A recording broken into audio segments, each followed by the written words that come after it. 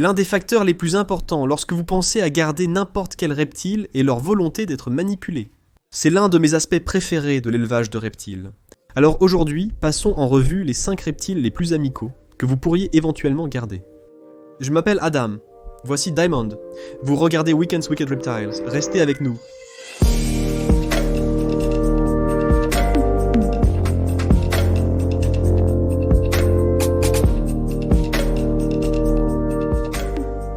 Beaucoup de gens gardent différents reptiles pour différentes raisons, et certaines personnes ne se soucient pas du tout de manipuler leurs animaux. Mais moi si. Et peut-être vous aussi. Numéro 5. Les 5 salangues bleues. Quelque chose que vous avez vu sur la chaîne 1 million de fois avant. J'adore mes 5 salangues bleues. J'ai Steve et j'ai Erwin. Oui, exactement pour cette raison. Et je pense que c'est gars. Je n'ai pas vraiment à m'inquiéter de mettre ma main là-dedans et de les ramasser. Surtout Erwin, parce qu'il a été socialisé à un jeune âge. Steve a demandé un peu plus de travail. Je pense que le nom du jeu ici avec un 5 et à langue bleue est que vous devez vraiment vous inquiéter d'être socialisé jeune. S'ils ne sont pas socialisés jeunes, vous pourriez avoir quelques problèmes. Mais sinon, je pense que ce sont l'un des plus dociles, l'un des types de 5 les plus facilement socialisés, et des types d'animaux en général quand il s'agit de reptiles. Et le meilleur, c'est qu'il y a vraiment un 5 pour vous. Que vous soyez dans un endroit comme l'Arizona où il fait vraiment très sec, ou en Floride du Sud où il fait vraiment très humide. Je vis dans un endroit où il fait vraiment très humide, donc si je le veux, je pourrais garder mon 5 à langue bleue, indonésien Erwin à l'extérieur, parce que c'est la température parfaite, et le niveau d'humidité parfait, car les Indonésiens aiment un peu plus d'humidité. Tandis que les Nordiques, qui sont probablement l'espèce la plus couramment gardée en captivité, aiment un peu plus sec. Donc, peu importe ce que vous aimez, vous voulez un animal qui aime l'humidité. Ou vous voulez un animal qui aime le sec ou moins humide, de toute façon, il y en a vraiment un pour vous, peu importe ce que vous aimez. Si vous socialisez les 5 à langue bleue jeunes, ils deviendront d'excellents compagnons. Vous pourrez jouer avec eux au sol, ou les avoir sur vos genoux en regardant un film. Quelle que soit votre façon de manipuler votre animal, un 5 à langue bleue est un choix fantastique. Je ne pouvais pas ne pas les inclure dans la liste. Ils sont géniaux. Numéro 4. Les pitons à 4 taches. Maintenant, je les groupe généralement avec les Antheresia, qui sont le groupe des pitons pour enfants. Des pitons de Stinson, des pitons pygmées et des pitons tachetés, où je suppose maintenant que les pitons de Stinson et les pitons pour enfants ne sont ni ici ni là. Le piton tacheté est celui que je possède, c'est Jimmy, mon piton tacheté. J'adore ce gars, je peux aller directement là-dedans, je n'ai pas à m'inquiéter de quoi que ce soit. À moins qu'il n'ait faim, mais c'est avec chaque animal que vous devez vous inquiéter de cela, et il ne le fait pas. Je n'ai pas à m'inquiéter qu'il soit un peu mordant, agressif, défensif ou quoi que ce soit de ce genre. Si je cherche un animal un peu plus petit qu'un autre serpent sur cette liste que nous allons aborder, que je veux manipuler, c'est vers lui que je me tourne presque toujours. Juste parce qu'ils sont d'une taille parfaite, à mon avis. Lorsqu'ils atteignent leur taille maximale, généralement un python tacheté, qui est l'espèce de python la plus grande et la plus petite, Antheresia, ils vont atteindre environ 4 pieds de long. Il y a maintenant certains géants qui atteignent environ 6 pieds de long, comme celui que vous voyez ici. Mais même ainsi, c'était un animal très petit, certainement moins lourd qu'un python royal de taille moyenne. Ils ont un corps mince, donc peut-être un peu plus fragile qu'un python royal. Je pense qu'en termes de tempérament, ils sont très similaires, et aussi juste un peu différents. J'aime vraiment qu'ils soient semi-arboricoles. Donc un petit serpent semi-arboricole, c'est plutôt génial. J'adore les boa constrictors.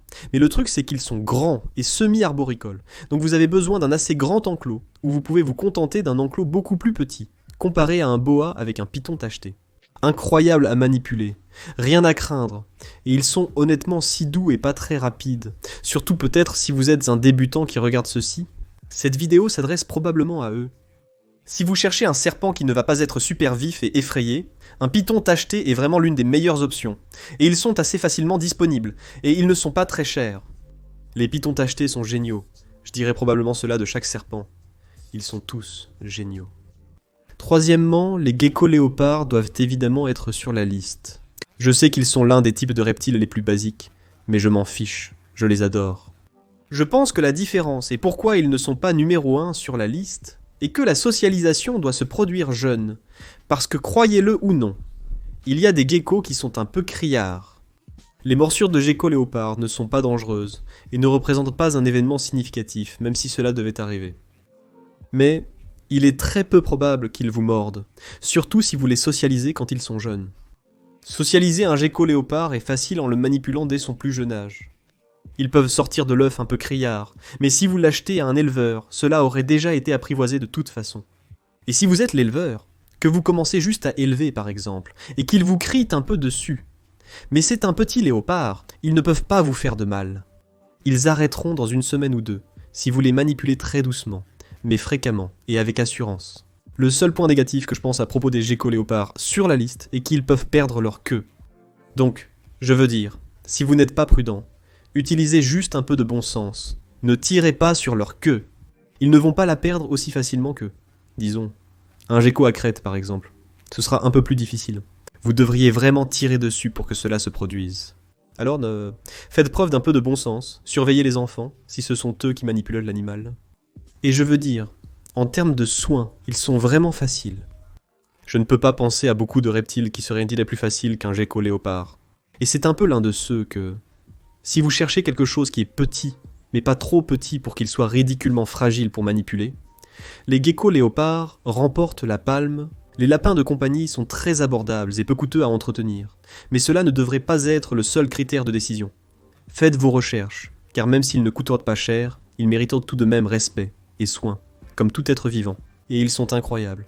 J'en ai plusieurs, j'adore les geckos léopards, et je pense vraiment que vous les aimeriez aussi. Parfait, on progresse vite. Deuxièmement, les pitons royaux. Ils devaient être sur la liste. Maintenant, c'est un cas où la personnalité compte.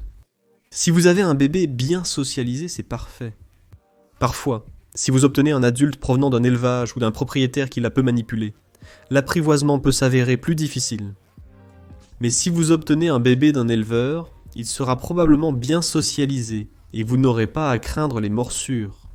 C'est l'animal que je prends si je veux aller regarder quelque chose. Lorsque je suis à mon bureau, en train de regarder des vidéos YouTube ou de répondre à des commentaires, j'ai souvent un python royal, probablement Pikachu, sur mes genoux. J'adore les pythons royaux. Ils sont très faciles à s'occuper, ça ne devient pas beaucoup plus simple. Les champignons apprécient un peu d'humidité, mais la chaleur n'est pas cruciale.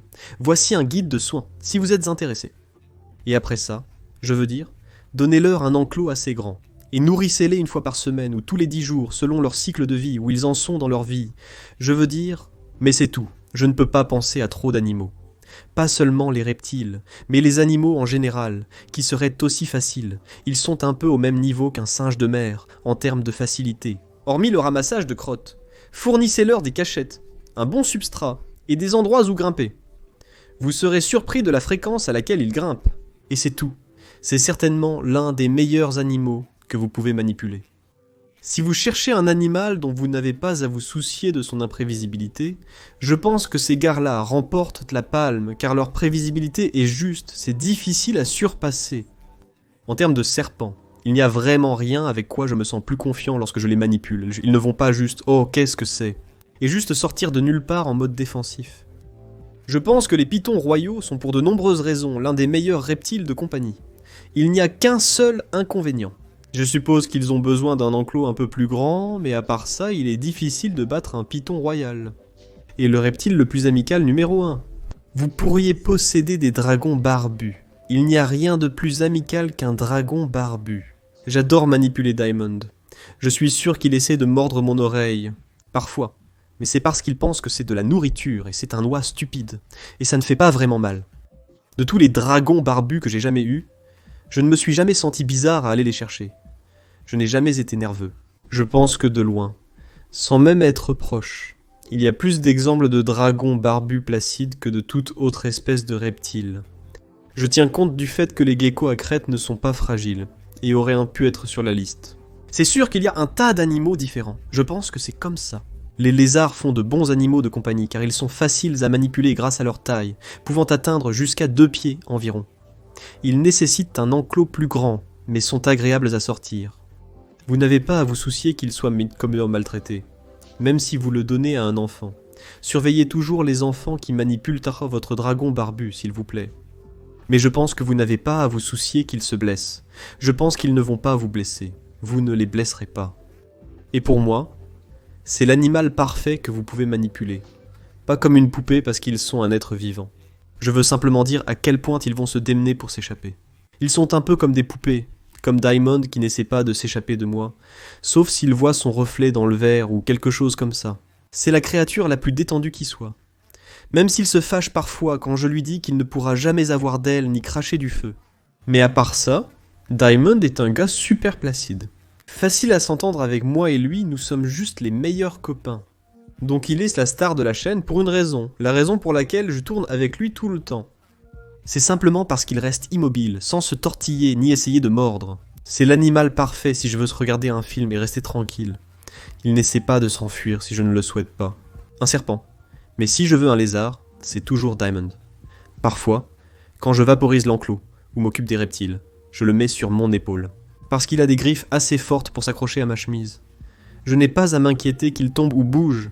Parfois, t'enchanté, quand je monte avec la caméra sur mon épaule, ces vidéos prennent littéralement 8 à 10 heures.